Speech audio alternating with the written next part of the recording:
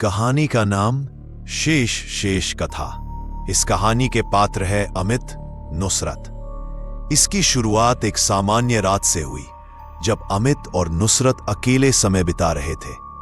थोड़ी दूर पर एक पुराना बंगला था जहां वे कई दिनों से अकेले समय बिता रहे थे।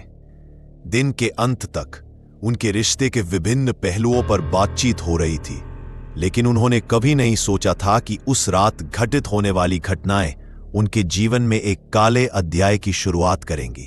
गुरुवार की रात अमित ने खिड़की के पास खड़े होकर सिगरेट जलाई और अपनी गाड़ी के इंतजाम के बारे में गहराई से सोचने लगा। नुसरत उसके बगल में बैठी थी। उसकी आंखों में एक तरह का ख्याल था।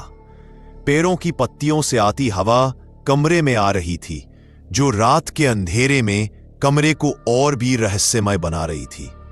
नुसरत ने असहज स्वर में कहा, अमित, मुझे कुछ कहना है।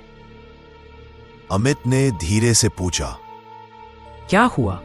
उसकी आंखों में एक तरह की उपेक्षा थी, क्योंकि इन दिनों नुसरत अक्सर उससे बात करना चाहती थी। नुसरत ने अचानक सवाल पूछा, क्या हम इस तरह रह सकते हैं? उसकी आवाज में उदासी का भाव था। नुसरत फिर बोली, यह रिश्ता कभी भी सहज नहीं रहा। हमेशा कोई न कोई परेशानी बनी रहती है। मुझे नहीं पता कि तुम मुझसे सचमुच प्यार करते हो या नहीं। अमित चुप हो गया। एक पल के लिए उसे अचानक अपनी पहली मुलाकात याद आ गई, लेकिन कोई भी ऐसे बुरे अंजाम की कल्पना नहीं कर सकता था। नुसरत की बातें सुनकर अमित स्तब्ध रह गया। उनके रिश्ते की शुरुआत अच्छी रही थी। शुरू में तो सब कुछ ठीक था, एक खूबसूरत रिश्ता जहां प्यार था, एक संघर्ष भी था, लेकिन कहीं ना कहीं कुछ ऐसा था जो उन्हें एक दूसरे से दूर कर रहा था। एक दिन अचानक अमित काम में इतना व्यस्त हो गया कि नुसरत के साथ समय नहीं बिता पाया। नुसरत उस समय अकेलापन महसूस कर रही थी और उसे चिंता हो रही थी कि अमित अब उससे प्यार नहीं करता। लेकिन अमित को नहीं पता था कि यह चिंता और अभिमान उसके दिल में गहराई तक बस चुका था। अगले कुछ हफ्तों तक उनके बीच एक तरह का मानसिक युद्ध चलता रहा। नुसरत अपनी सामान्य खुशियों और रिश्तों की जरूरतों से दूर होती जा रही थी, जबकि अमित अपनी पेशेवर जिंदगी के अनचाहे दबावों में उलझा हुआ था।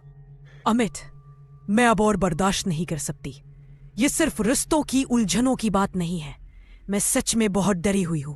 क्या तुम मेरा मतलब समझ रहे हो? अमित ने उसकी ओर देखा और फिर जोर से हंसने लगा। नुसरत सीधे खड़ी हो गई और बोली, हाँ, ये सिर्फ तुम्हारी समस्या नहीं है, ये मेरी भी समस्या है। मुझे लगता है कि हमारा रिश्ता एक दिन अंधेरे में खो जाएगा और हमें इसके बारे में कुछ भी जानने का मौका नहीं मिलेगा। इस बार अमित को थोड़ा आश्चर्य हुआ, लेकिन वह नुसरत की तरफ देखकर धीरे से मुस्कुराया और बोला, क्या तुम हमारे रिश्ते को गलत समझ रहे हो? नुसरत बिना कुछ कहे कमरे से बाहर चली गई। उसके दिल में कुछ हलचल हो रही थी, एक असहज एहसास। लेकिन कोई नहीं सोच सकता था कि रात के अंधेरे में कुछ ऐसा हो जाएगा। जब नुसरत ने अपने कमरे का दरवाजा बंद किया तो उसे बगल की अलमारी के अंदर से कुछ आवाजें सुनाई देने लगी, जिसे सुनकर वह समझ नहीं पाई कि वे किस दिशा से आ रही है। कमरे में सन्नाटा छा गया। अमित एक समय बिस्तर पर लेटा हुआ था, आंखें बंद करके सोने की कोशिश कर रहा था, लेकिन एक अजीब सी ठंडक उसे घेर रही थी। कमरे के अंधेरे में छत के पंखे के नीचे अमित को एक अजीब सी आवाज सुनाई दी। ऐसा लगा जैसे कुछ टूट रहा हो। वह उठकर बैठ गया, लेकिन उसे कुछ भी दिखाई नहीं दे रहा था। लेकिन उसकी आंखों के सामने कुछ दिखाई दिया, एक धुआं जो धीरे धीरे फर्श पर फैल रहा था। उसे लगा कि ये उसकी कल्पना हो सकती है, लेकिन वो जानता था कि ये कोई साधारण बात नहीं है। अचानक दरवाजे के पास एक गहरी खाली आवाज सुनाई दी।